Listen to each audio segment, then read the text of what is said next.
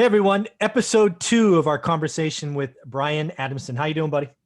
Good, man.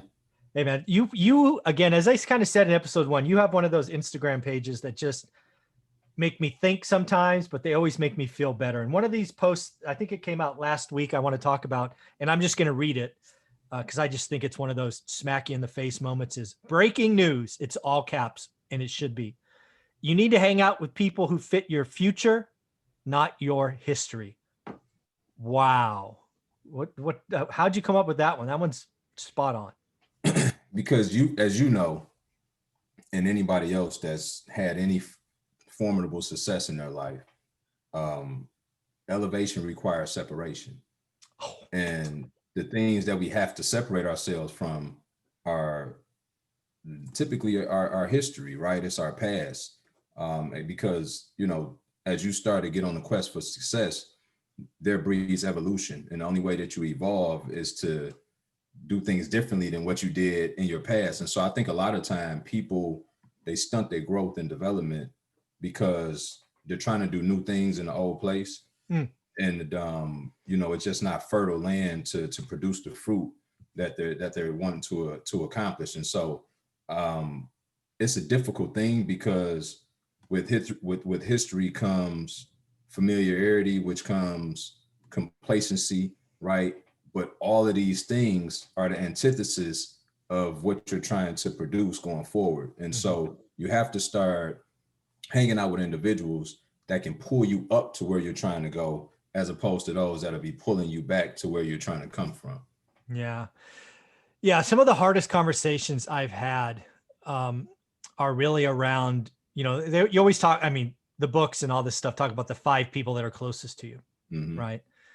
And there is so much truth in that. I mean, if when I'm talking with anyone across the country or the world, frankly, and I ask them to describe their 5 closest friends, assuming they do it accurately and they're not lying to me, I can always guess your future. That's true. Right? If your buddies want to sit on the couch, smoke weed, and play video games, guess what? If your friends want to go to the mall and shop and conspicuously consume, guess what? It's hard to break from that. If those are the people that are around you, that's all they're going to be chirping in your ear.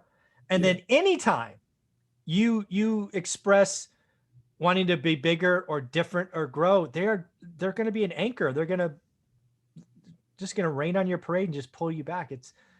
It's tough. I've had to change my network probably 3 or 4 times over 20 years, and it's never easy. Yeah, man. 3 or 4, that's a pretty good number. I thought you were going to say more than that. So that's a blessing. I mean, if you've been getting, 4 or 5 year runs, and then a change but you're right. I mean, it definitely doesn't get easier. It doesn't get easier, especially that first time, right? Those are usually your buddies who've been with you since, childhood and loyalties, and you all got stories and in history and all of that, right? So that's a hard one. And again, be clear, I'm not saying cut them off entirely. I'm just saying not make them your top 5. That means you can't go back and have a barbecue or whatever it is. Yeah. You don't got to come off to 0. I mean, there's somebody in my family that used to be one of my top 5 that's, now it's kind of Christmas and birthday conversations. It's just had to outgrow it. And it was hard and difficult, but I wouldn't be where I am today if I tried to carry him along. It just wouldn't have happened. It doesn't work, Mike. You know what I mean? And you can try, you can be in denial, you can massage it. But the truth of the matter is, it's intended for there to be a shift. The way that God intends for your life to happen is there has to be a shift, because that's the faith walk. He has the new pieces that you need for the new desired goal. Right. And so there's people in your life for seasons, reasons, and lifetimes, right? You got a few that's there for a lifetime, but most are there for seasons. And, unfortunately, fortunately for us, is that we have this longest season, I think, from birth to maybe early 20s with the same individuals for the most part. And then that's the hardest tie to cut. And then, after that, to your point, now you start to have seasons of maybe 4 or 5 years with individuals who were instrumental in kind of, you know, helping cultivate you from leaving the other season you were coming from, right? Which you were kind of birthed into. And so it's hard to kind of separate and evolve from them because you feel a responsibility to, they were some of the foundational stones to help, you know, bolster you into that next stratosphere. And then you know, you start to hit your groove, but you're right. Everybody adds value as they should in that respective season. Um, but it's really a discipline, to be honest. Like it comes down to discipline. It comes down to how committed are you to where it is that you're trying to go. And if you are, then your actions will align with your beliefs, and you will have to continue to make this evolution. Wow. Folks, I suggest you pause it right now, rewind, and listen to Brian. Can I run through that again? That is pure gold. That's something I'm going to go back and listen to myself. And I think we owe people, at least I want to put it on record, kind of highlight where the seasons changed for me. And I do this. This is not a brag. And if it comes across like that, something's miserably wrong. I'm doing this because these were hard times for me, and just to let other people know what happens, right? So you're right. The first season, again, to use your analogy, kind of ends in, you know, early 20s. And it was the hardest, right? These are the guys that, you know, literally had my back in fist fights, and Absolutely. you know, we were hanging out with the, you know, the same girls, and, you know, all of that stuff. Right. So, Yeah. you know, so we literally bled together. That was tough. Some of them, again, that time didn't have any belief in going to college, right?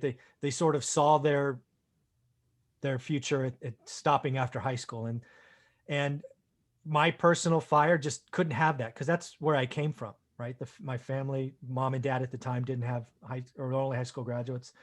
And I'm like, for whatever reason, I equated right or wrong college with more money. So I had to change. So I had to go to a junior college because I had to pay for it, didn't have the money, and ultimately got to a university. And that was my first change, right? Because now I'm a kid in college, right? I'm a junior or senior at a decent school, and I'm around a whole different class of individuals, right? From the spot where I grew up to where I'm now in university. And then you get out, then you're an employee, and that changed again for me, right? So now I'm like 25 or 26, and you got a 40K job.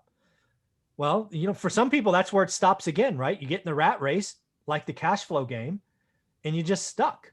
Yeah. And about a year after getting into it, I was frustrated, right? I was an accountant. I didn't particularly like it. I actually hated going to work every day. And I'm like, how do I get out of this? And then I'm getting around investors for the first time. My family didn't have any money.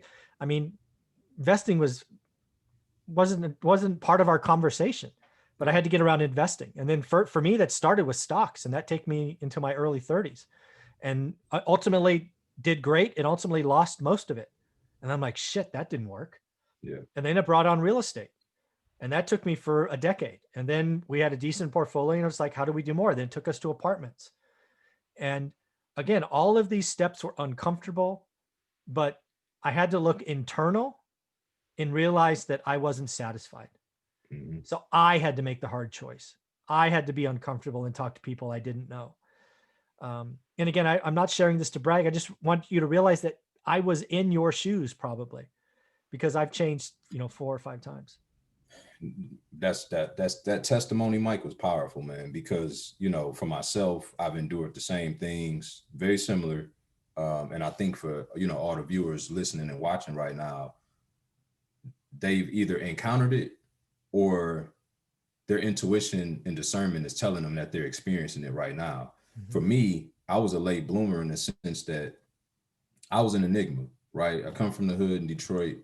I always had, you know, certain aspirational goals and things of that nature. Not to say that my friends didn't, but mine were just a little bit different, and my pursuit of them was different. And so, you know, I kept, and I don't say this to be condescending or anything, but I was always like the front runner of the group, right? Financially and, you know, business minded and all the rest of it. And so, you know, I was kind of always doing things from the muscle, was still trying to keep these relationships intact at the same time. And I know for a fact it held me back. I didn't really cut ties until 30-ish, early 30s. And when people ask me, do I regret anything in life? I don't regret anything, because all of my experiences made me who I am today. But what I do know is that if I would have stopped partying as much, and I quit drinking 2 years ago, and that gave me all kind of clarity, right? Because now I didn't have anything um, to have me in a different frame of mind, right? For lack of a better term, right? No major distraction in that way. But that being said, it also showed me the relationships that I had, that kind of was the glue. You got certain people that you hang out with, and it's, you're having a cocktail or two, right? And that's kind of the glue for that relationship. But you don't realize that until after you're not doing it no more, and your phone stopped ringing about going out to happy hour, and you realize, oh, I was just wasting time and money anyway in that relationship. And so, that being said, I know I kind of digressed a little bit, but That was just great. giving some more context to real life things that we all experience, and what we think we have to have in a form of relationship is the very thing that's holding us back for the thing that we really want out of life. Yeah, this is why I love speaking with you, because we just tell our story, right or wrong. It's not meant, we're not bragging or asking for forgiveness or asking for pity. We're just like, this is who we are. This is what got us to where we are. We don't regret anything that's happened. Yeah. But let me tell you the story and how it could have been a little different. So I love everything about that. So let me pull up the quote again, because it's just so powerful. A little bit of dead silence, but that's okay. Breaking news: you need to hang out with your people who fit your future, not your history.